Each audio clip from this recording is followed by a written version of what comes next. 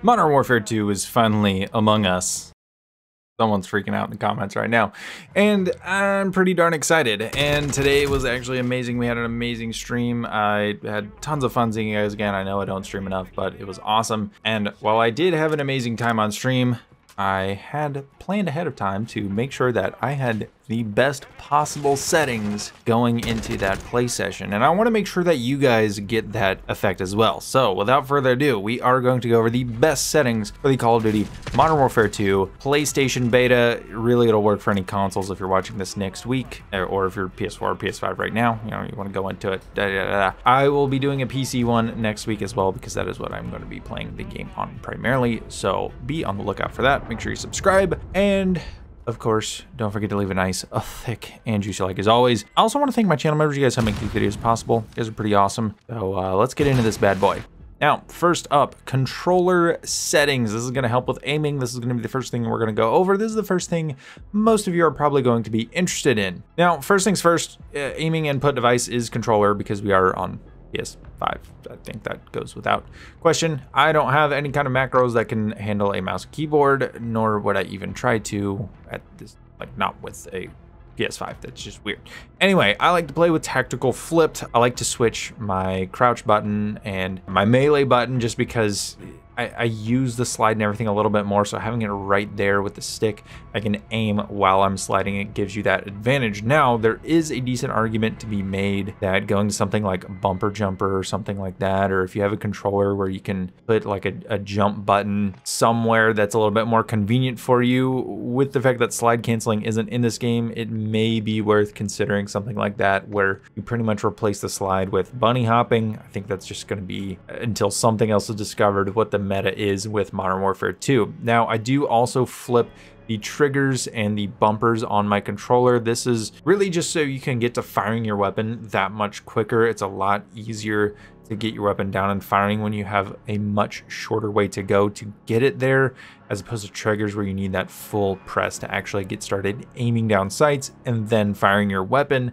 That can be everything when it comes to gunfights that are microseconds long. Stick layout preset, I just leave this on default. If you want to play on Southpaw or Legacy or something like that, if you're one of those players, again, it's really preference. And then same thing with controller vibration. There really isn't a lot of vibration in this game, so I left it on. And then if you want something that's a little bit more immersive and you are on PS5, you can do the full haptics with the haptic triggers. I'm sure you've been able to try those out ever since Black Ops Cold War. I just leave it on full haptics. If I ever wanted to turn off flipping the triggers and the bumpers for some kind of immersive experience, I want to just be able to have that already set up.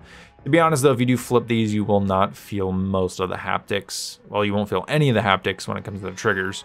So again, it's really preference and what kind of setup you want to go for and what you may use in the future. Now down here is going to be aiming and aim sensitivity. I make sure that my vertical aim sensitivity is slightly lower than my horizontal one, simply because I'm going to be moving horizontally a lot faster more often than I am going to be looking up and down. There isn't a ton of verticality in this game, so I don't really worry about it. Having it slightly lower for some recoil control, I think, is very, very important, so that's why I have it set like that. I also have the ADS sensitivity multiplier. It's a little bit lower than what I have in Modern Warfare 2019 and Warzone, really because when I had it on 0.9, it still felt a little too high for some reason, which is typically what I play with. So I knocked it down to 0.8 and it's felt pretty good so far. So just keep that in mind when you're setting your settings up. Again, it is preference, but I would say maybe set it slightly lower than what you had it in previous Call of Duty games. Sensitivity multiplier, this would basically have to do with vehicles and whatnot, and you're really not going to be doing a lot of that, so I haven't messed with it just because there's not a whole lot of testing you can do. There's really not a whole lot of experiencing most of these that you're going to have in the game right now, so I just kind of left it at default. It is what it is. Same with vertical aim axis. I would flip this for air vehicles just to control like a helicopter. That's just what I'm most used to. I would invert that, but I'm not gonna fly any helicopters in the beta right now, so I didn't switch it at all. Aim down sight behavior, hold, pretty standard unless you like to toggle your ADS. Most people are going to leave it on hold. That's what you're going to be most used to. Automatic sprint will start you sprinting. I leave that on off. If you want to set it to go to auto tac sprint, I could see some value in that, but I think just having more player control is is better. I don't like to automate things. That way I can always choose when I'm going into sprint. I can always choose when I'm going into attack sprint. But if you're like a hardcore rusher, that's all you ever do, maybe turn on automatic attack sprint or automatic sprint. Other than that, I don't really see a reason to have either of those on. Equipment behavior, this will allow you to cook grenades. That's the gist of it. I would say leave it on hold. That way you have that ability. Again, don't be so quick to automate things.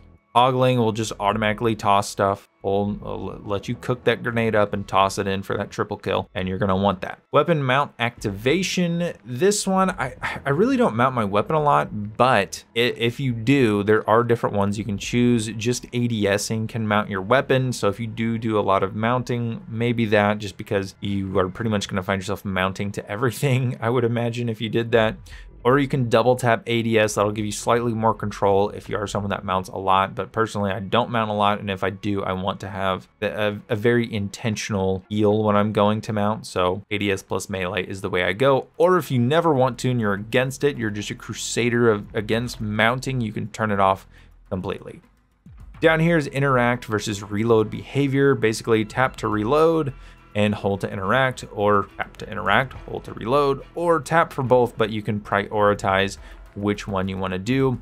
Again, this one really comes down to the game mode you're playing and how much you're going to be doing one or the other. Of course, there's going to be a lot of reloading. Naturally, it's an FPS game. But for example, there's a couple of one life modes that are in the beta right now where you can revive people. So you might do a lot more interacting. So I would keep in mind which one you want to do. Maybe doing prioritize interact is something that you would want to do in a mode like that, just so you have the ability to quickly tap one or the other, but it'll prioritize interacting with someone. That way you don't have to sit while you're holding down the interact button in that mode, making sure that you don't accidentally just tap to reload. You don't get stuck there having to hold the button down, and then you're a little bit more vulnerable that way, whereas you have an idea of what I'm saying. Armor plate behavior, there's no armor plates in the beta, so you can ignore that one. All right, let's get to some advanced controller settings for us advanced players in our uber mega G fuel tolerance. So target aim assist, if you want any sort of ability to compete in this game, because aim assist is basically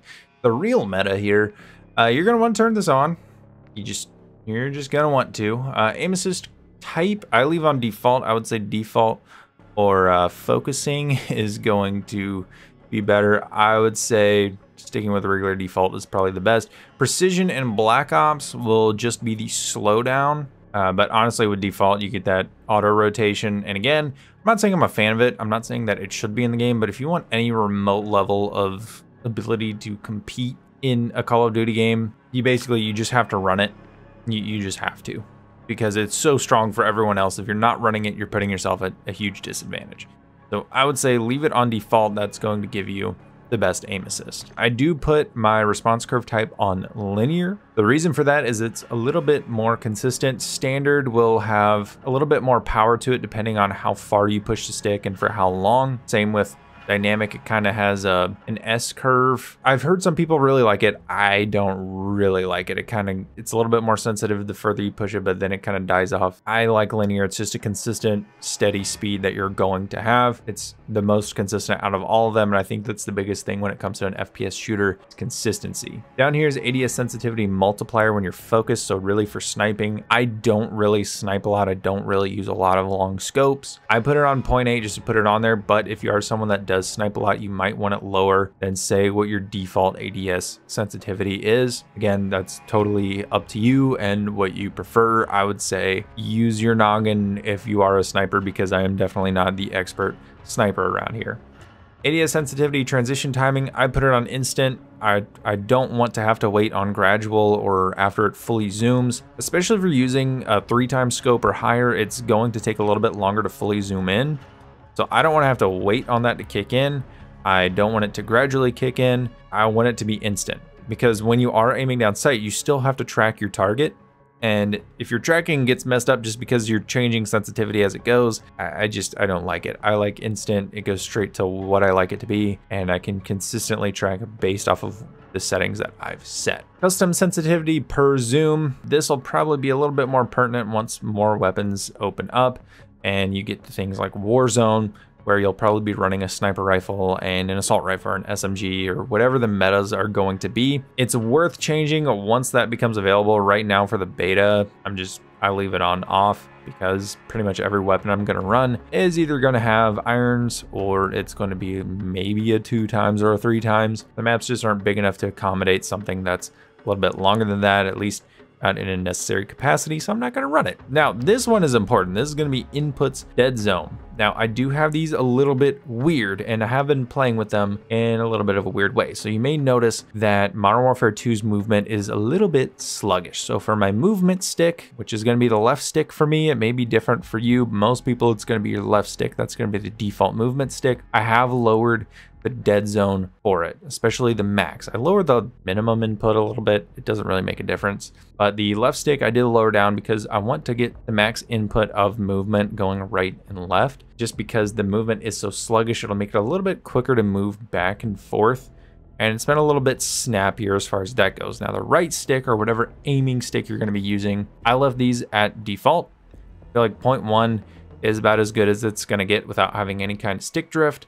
And then 0.99, you want that maximum amount of precision with the right stick. So having it fully available to you is the best way to go. If you lower this, it's going to be much more difficult to be precise, because if you move the stick halfway, you're going to basically maximum speed, and making those smaller movements in a game this fast paced are very, very important. Down here's L2 and R2. Now again, I use my bumpers, but if you're someone who likes to use the triggers, putting these down, I would say down to about 0.05, but between 0.01 and 0.05, I would say is going to be the optimum amount. You can put them at zeros, but I don't really know how that would work. So I would say between 0.01 and 0.05 is going to be your best bet, because if you have it, say, all the way up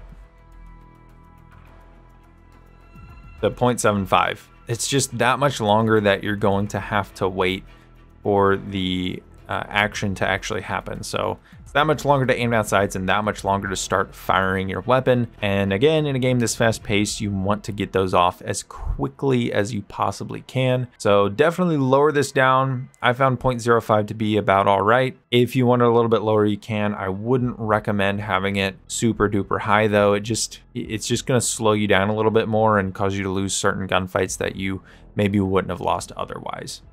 Down here is going to be sprint and tactical sprint behavior. Toggle means that you can just one click or double click to tac sprint, and it's just kind of like the default setting. It's a little bit easier than having to hold it down the whole time. You kind of wear out your hand that way.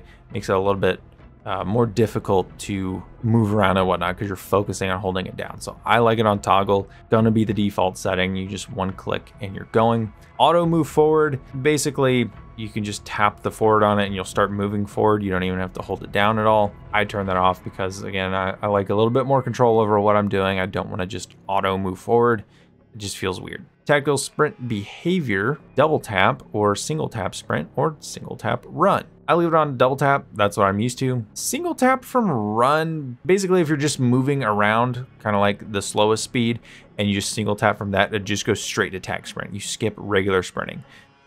From regular sprint, you would single tap from that, but that's basically what it feels like when you're already sprinting. So I don't really know what that means. I leave it on double tap. It's what it's always been. Works fine for me. I would recommend leaving it on that, but if you do want to experiment with these, like if you love to rush around, you love tac sprint, maybe single tap from run will be able to just send you straight into tac sprint. You skip the regular sprint. But the way this game is, the amount of people sound horning on a lot of these maps, I wouldn't recommend it because tac sprint will get you into a lot of trouble.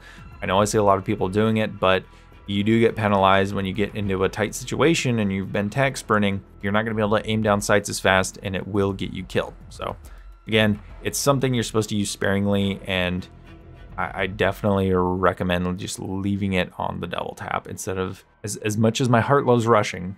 Ground mantle, this one's a little bit of a weird one. Actually, it's not that weird. If you don't want to jump and then vault over something, you're gonna want to just have this on. It just makes moving around a lot faster. Just leave it on. Automatic airborne mantle, this will save your life when you're falling. Basically, it's not going to always catch when you're kind of parkouring around some of these maps. If you remember, Modern Warfare 19's maps had these little areas you can jump around on. This game is very similar in that way where you can kind of find these unique pathways by jumping around. and it'll catch partially some of the time, but it's not always going to catch and mantle you over something. Automatic ground mantle. This will basically mantle you over things while you're sprinting. I turn this off because I don't want to do that. That's a great way to ruin the cover you could have had because you just mantled over it and now you're shot to pieces because you just mantled over it. Invert slide and dive behavior. This one might be worth inverting in the future. I'll have to keep playing with it because the slide, with slide canceling gone, a lot of people are going away from the slide, and it's going to be interesting to see how effective the dive is. If the dive ends up being more effective, it might be worth inverting. Until then though, I would leave it at standard because the slide still has some use. Plunging underwater, there's no water on the maps that I've seen so far, so leaving it on movement seems to be okay. Parachute auto deploy should be off. Again, you're not gonna be parachuting a lot in the beta, but just for future reference, don't make yourself a giant target slowly falling through the air. Just don't do it.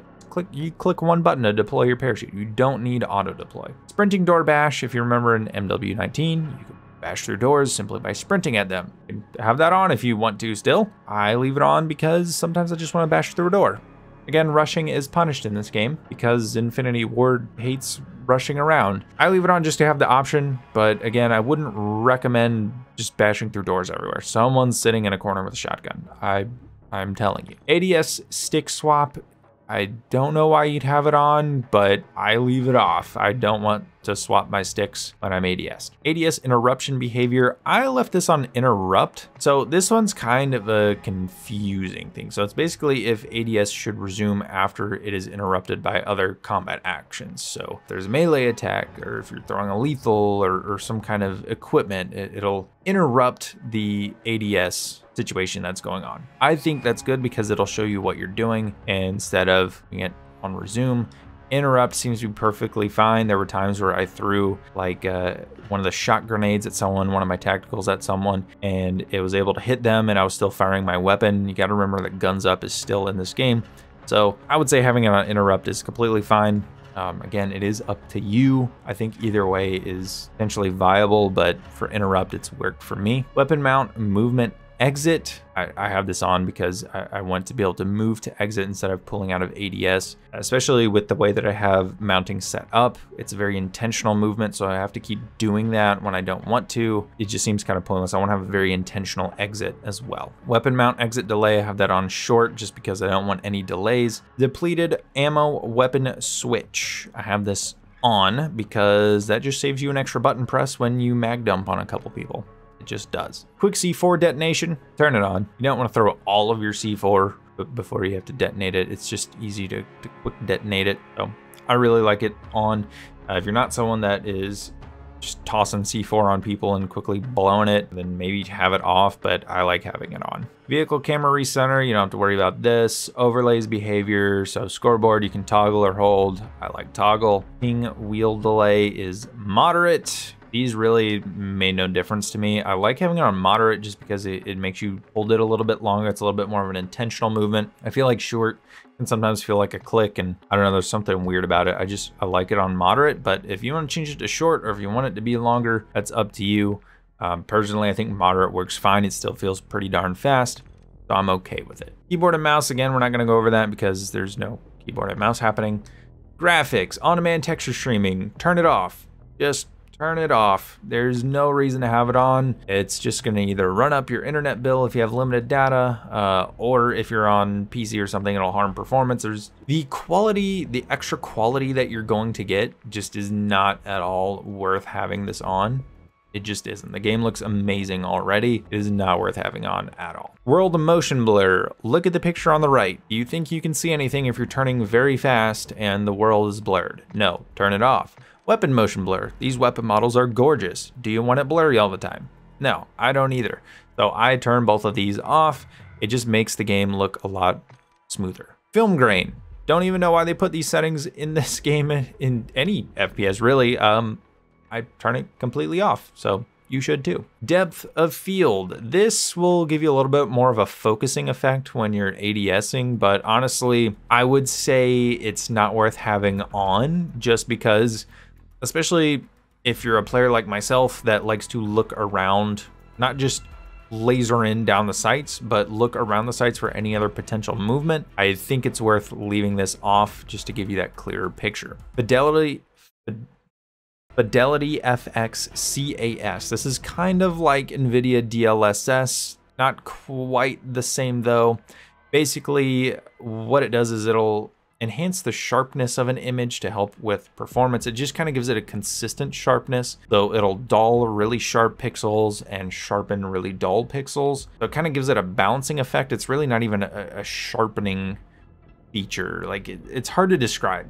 It can give you more frames at the sacrifice of resolution. Personally though, because of my capture card, I am limited to 4K 60 frames per second, because I'm just a peasant like that. So for me, it won't really do anything because I'm not getting any more than 60 FPS anyway. But if you are playing at a full 120 frames per second, or next week when we talk about PC settings, it may have a little bit more of an effect there. It may be worth trying out. I have it on just because why not? I don't think it's really helping me at all, but maybe it is helping me. Again, it's personal preference whether you want to have it on. I think for console, it won't really matter. It might make the game look a little bit better for you. So if you want that, absolutely turn it on, especially if you're playing on 1080p or something like that. It might give you a little bit of a boost to visuals, but for me, I'm playing at 4K already. It's probably not doing anything for me. Down here, this is an important one, field of view. You absolutely want to have this. I would say at least over 100 just to be somewhat competitive in this game. At least over 100. I don't max it out personally, simply because I just feel like it's too much. You're zoomed out a little bit too far. I think 110 is a nice sweet spot for me, between 100 and 120. And then down here, ADS field of view, I recommend putting this on affected. Now, a lot of people get confused about this. Basically, what it means to be affected is it will go to the field of view that you set whenever you aim in. So it'll stay at a 110 field of view when you aim down sights. What this does is it helps with perceived recoil. This game has a ton of visual recoil, so the actual recoil of your weapons actually isn't as intense as it may be looking, and having this greater field of view will help reduce that a little bit more. It also helps with managing actual recoil, because again, it's not nerfing your weapon to where there's just less recoil on it, but it does help with being able to maintain the perceived recoil for the player, because you are zoomed out a little bit more. It just gives you a little bit more control over it. So yes and no as far as that goes. I would say affected is the way to go though. Having it on independent will zoom it into a default field of view, and while you will be zoomed in a little bit more, it might give you a better sight picture. It will increase that perceived recoil to what it's naturally supposed to be at. So it does come down to what you prefer, whether you prefer a clear sight picture or if you want better recoil control. Personally, I'd say for most people, affected is the way to go. It's not like you can't see or something like that. Down here is weapon field of view. As far as I'm aware, this is something new. Narrow will make the weapon look bigger, which again, if you have that affected field of view, it might be a good way to help with perceived recoil, but being able to also have somewhat of a clear sight picture. Or you can go even wider and it'll make the weapon look a little bit smaller, but I can see where maybe the sight picture might be a little too small.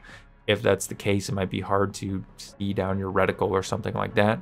Personally, I think the sweet spot is default. That's what I've been playing with, and I think it's completely fine. Down here is third person field of view. We can ignore that. Brightness and safe area, personal preference, and depends on your setup.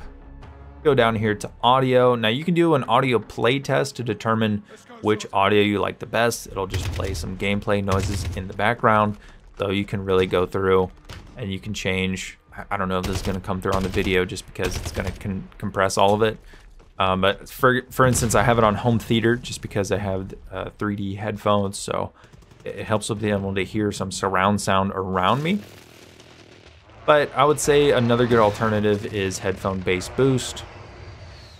I think it has a pretty nice sound to it. I'd say one of those two. If you just have a standard pair of headphones, maybe you can probably still get away with bass boost. Probably wouldn't do just standard headphones unless you just don't like the bass boost.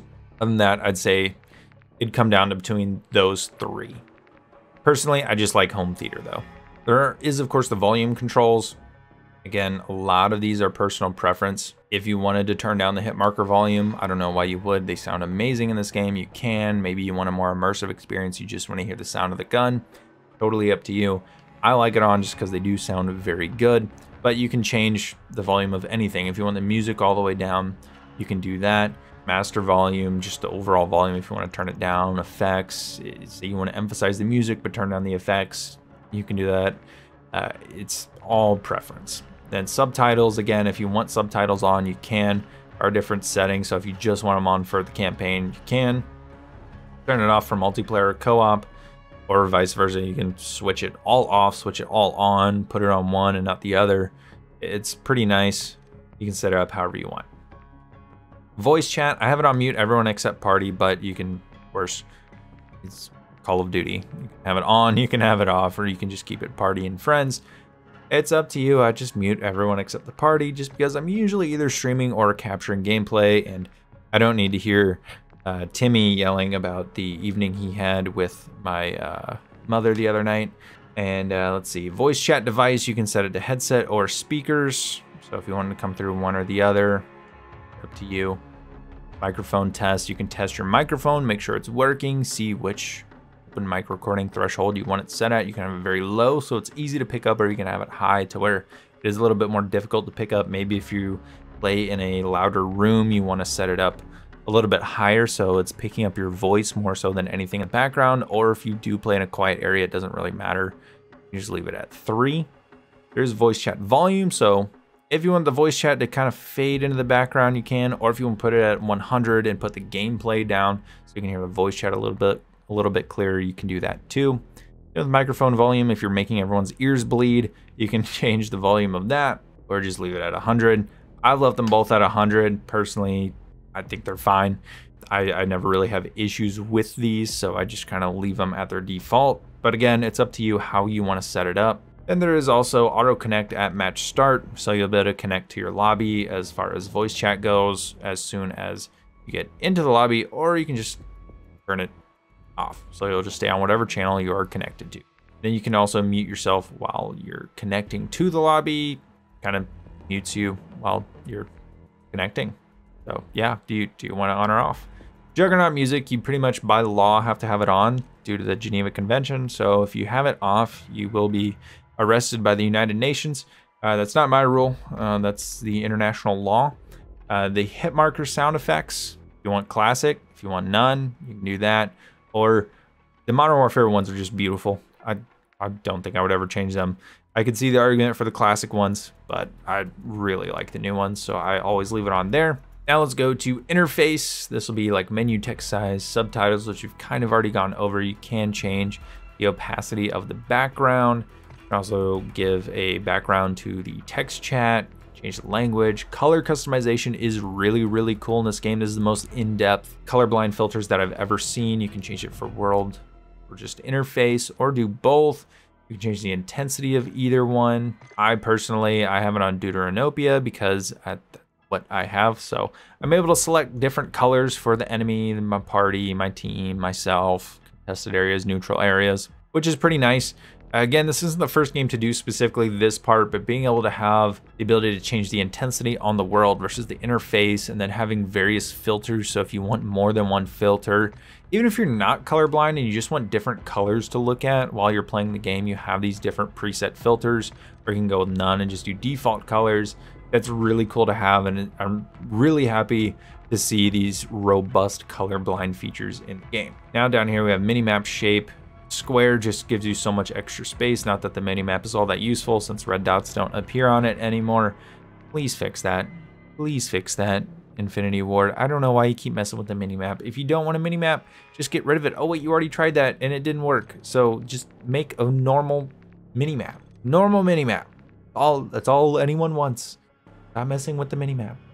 Anyway, square is better. It gives you a little bit more space. You have some minimap rotation if you like it to rotate with you. If you don't want it to rotate with you, you can turn it off. There's a compass. If you like the compass, leave it on. If you don't, turn it off. Crosshairs, I think most people are going to have those on. Hit markers, visuals. I'm sure you're going to want to see the hit markers when you hit someone. Damage-based hit markers, so basically it'll change based on what you're shooting and where you're hitting someone. So if you get a headshot, it'll look a little bit different than when you get a toe shot. You also change player names, whether you see an abbreviated or just an icon. I just leave it on full name. And then there's vehicle HUD prompts. Again, you don't really see these in the beta. Telemetry data is nice. I put it on essentials so you can see a little bit of what you're working with here. This is what seems to be available on the PS5. It is supposed to also show you FPS counters and GPU temperature and all that. I don't know if that's available here. I wasn't really paying attention while I was streaming earlier, but it is nice to see that this is in here. Server latency, packet loss, and system clock, of course, a big deal. So again, I would recommend seeing that if you want to see how well the server you're connected to is doing. There is also the connection meter, so you can see like your ping and any packet loss. Really nice to have. I will say SBMM so far seems to value connection a little bit more than what it did in Modern Warfare 2019, but SBMM is still very, very present. Tool tips, want tips, they're there. So there's that. Account and network, this is where you can turn on and off crossplay. There's also crossplay communication, so you can talk to PC, you can talk to Xbox, you can talk to PlayStation, you can talk everywhere. It's nice to have Activision account. You're not going to get to see that, sorry. Friend request and party invite notifications, so it will notify you. I'm sure most of you are going to want to have that on. There's also a streamer mode, so if you're like me and you're a big boy streamer trying to make your little way in the universe, you can turn that on so that people do not stream snipe you. It also helps with random players' names so that people don't use them to track you down, and vice versa. They're not like, hey, I know that guy, I'm gonna go harass his account or something like that. You know, maybe someone's being an a-hole in the game, and you know, I don't know. It's nice to have if you are streaming though. That way, if you're like myself and you're used to Battlefield games where they just stream snipe you all the time, it's a nice feature. Blocked players. You can block up to 200 players, so you salty little mofos that are blocking everyone, well, guess what? You can only block 200 players. You can't block entire player base. I hate to break it to you. Content filters. Text, chat, profanity filter, and dismemberment. So if you want it to be rated PG, you can set it to PG. If you want it the full rated M experience, well, you can have all that on. So personally, I leave all it on. I honestly didn't notice that much gore in the beta. Obviously, there was like blood on your screen if you shoot someone or it splats on the wall, you know, that kind of a thing. But it's not like World at War type of stuff, at least not from what I saw. There's no limbs flying around and all that. Pretty tame for a beta, I will say. Anyway, that is all the settings that I have for Call of Duty Modern Warfare 2. This should help you go into the beta and absolutely dominate some faces and have a great time. Thank you so much for watching. Be sure to subscribe for more content like this, and I hope you guys have a very thick rest of your day. I'll see you guys in the next video.